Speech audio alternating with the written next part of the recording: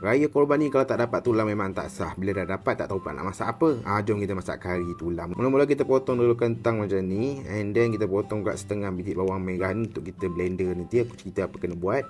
And then 1 biji bawang merah. Yang blender ni kita potong sebab apa? Kita nak buat air bawang ni.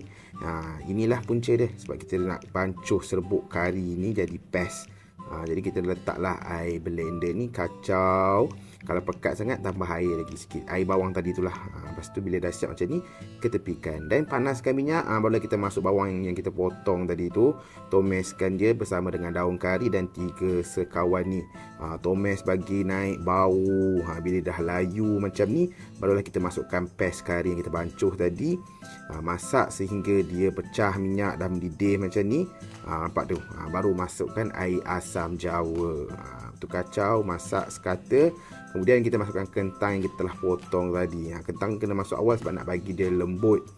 Bila dia masuk awal, dia masak. Bila dah pecah minyak macam ni, dah kering, masukkan air rebusan tulang. And then kita masak sekejap. Bila dia dah mendidih macam ni, baru kita masukkan santan. Masa masukkan santan ni kena sentiasa kacau lah. Kita tak nak dia berketul-ketul santan tu. Bila dah mendidih, baru masukkan 1 kilo tulang. Kita kaul, bagi sekata dah salut kari semua dekat tulang tu. Perasakanlah dengan garam. Garam ni kalau ejas lah. Kalau tak cukup masin, tambah lagi, okey. Makan pula dengan nasi putih kan. Lepas tu kat dapur pula ada roti yang dah lama tu. Makan cicah roti pun sedap. Ingat makan, ingat rasa.